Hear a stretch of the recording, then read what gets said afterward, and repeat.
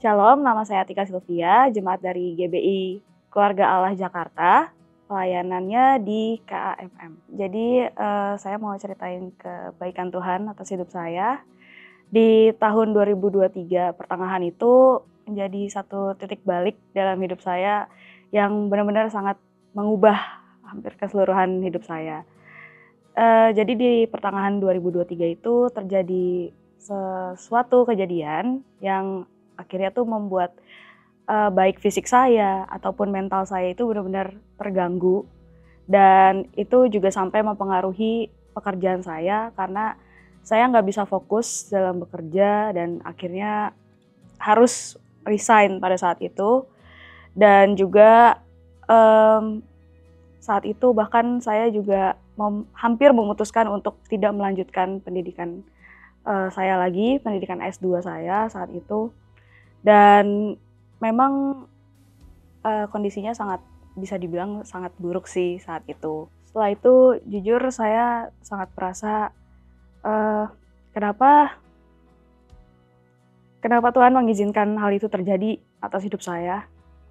Saya benar-benar bingung, bertanya-tanya, dan juga kecewa.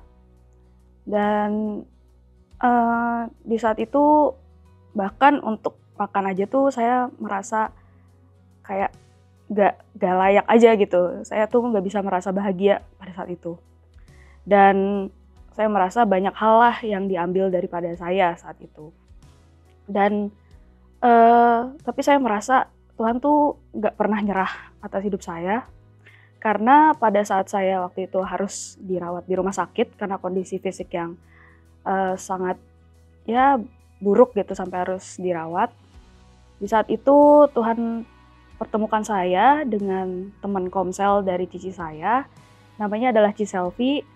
Dia saat itu datang karena diundang, diminta tolong untuk sama cici saya untuk mendoakan saya, dan di saat itu dia datang mendoakan, terus juga mendengarkan cerita saya.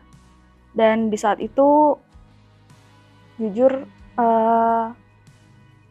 saya nggak expect untuk bisa terbuka seperti itu kepada dia, sampai akhirnya dia mengajak untuk bergereja di GBI Keluarga Allah. Dan di saat itu saya coba untuk kembali bergereja offline saat itu. Dan saat hari pertama saya bergereja, banyak hal yang saya rasakan melalui ibadah tersebut. Dan setelah ibadah saya dibantu untuk diarahkan untuk didoakan bersama Bu Nita saat itu, dibantu untuk ya bertemu beliau dan didoakan. Dan setelah itu banyak hal-hal kegiatan gereja yang saya mulai diarahkan juga, seperti ikut konseling, waktu itu dilayani oleh Bu Yuni, terus juga mengikuti encounter.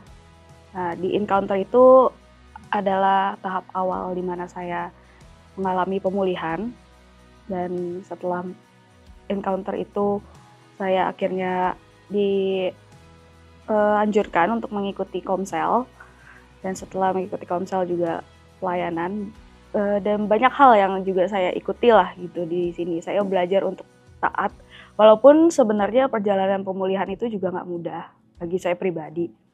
Dan di saat itu ya, setelah pemulihan saya mulai berjalan, tapi saya juga masih harus untuk berjuang mencari pekerjaan baru, terus juga untuk menyelesaikan studi S2 saya.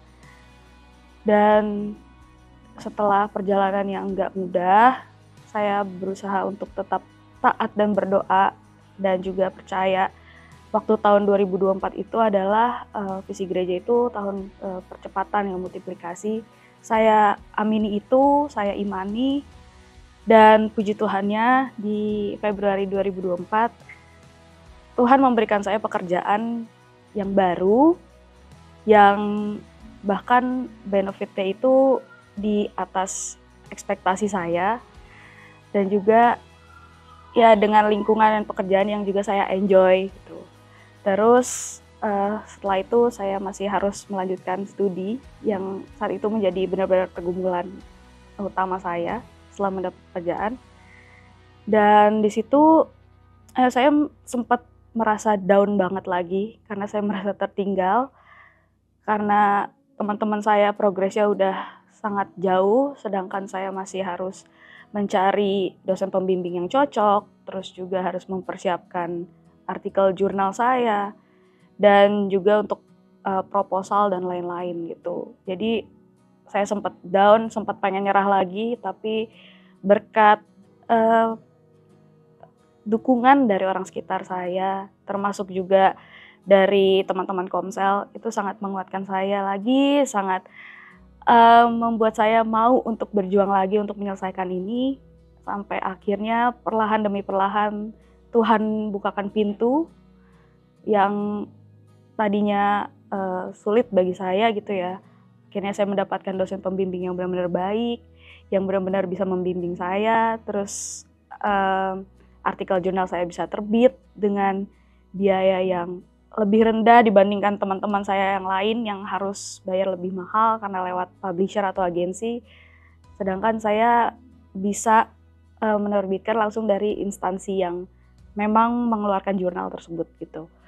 Lalu akhirnya saya bisa menjalani seminar proposal dan juga sidang tesis di Desember kemarin, dua-duanya dengan sekali sidang aja dan dengan nilai yang juga memuaskan, puji Tuhan.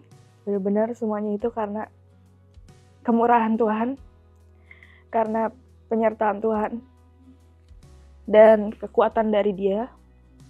Karena setelah apa yang saya lewati dan dengan menjalani S2 saya ini sambil bekerja, bukan suatu hal yang mudah.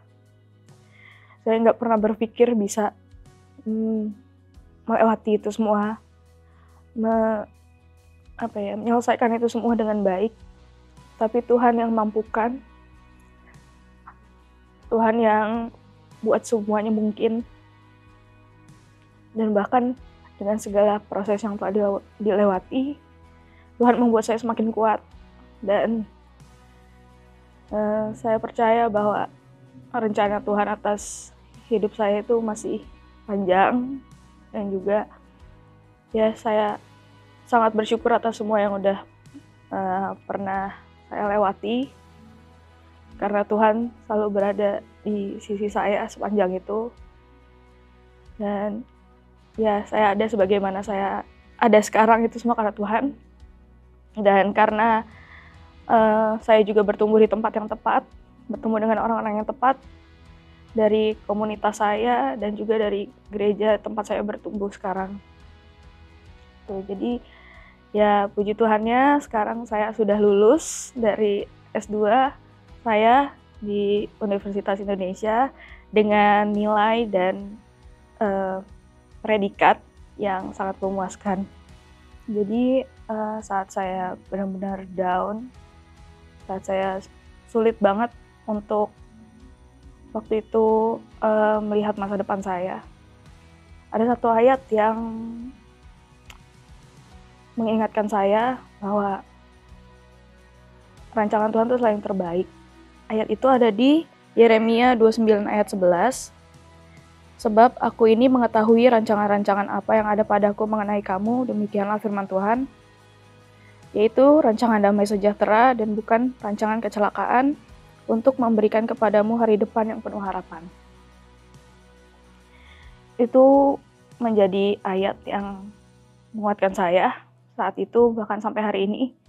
Karena di saat saya nggak bisa melihat masa depan saya mungkin, tapi Tuhan yang selalu bisa melihat, dan Tuhan yang rancangkan itu atas hidup saya.